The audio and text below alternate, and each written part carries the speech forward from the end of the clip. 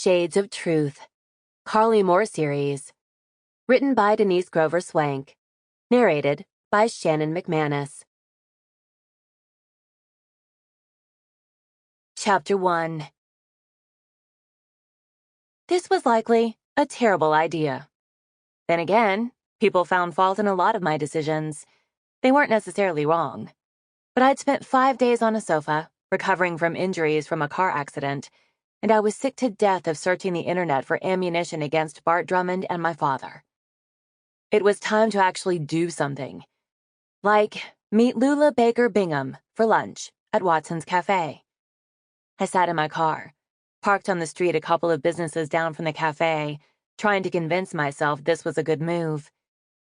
I'd had plenty of experience with being watched over the past year, and I would have preferred to meet Lula in private, but her husband, Todd Bingham, wouldn't let me set foot on their property.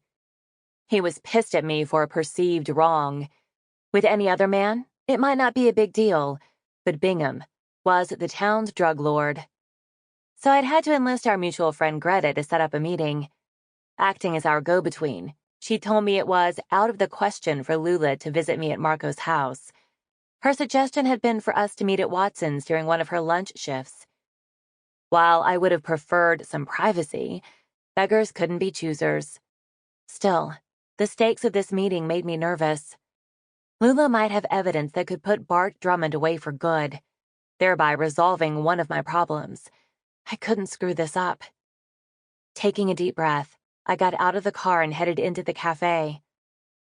The restaurant was pretty full, but Greta saw me walk in and motioned for me to head to an empty booth at the back, which meant Lula wasn't there yet. "How are you doing?" she asked, looking me up and down. Greta was young, early 20s, blonde and pretty enough to pull off wearing the 1950s diner uniforms her boss insisted on.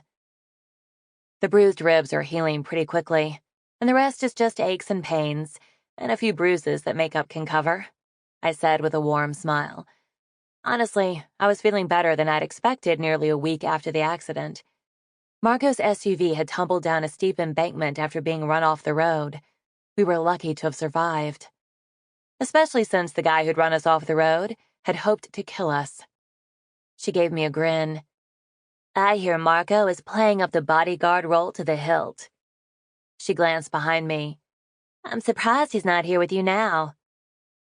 He had to go into the sheriff's office to catch up on some paperwork before he goes back to work tomorrow. I knew he would have preferred playing bodyguard with my lunch too, but we'd both decided that Sample complete. Ready to continue?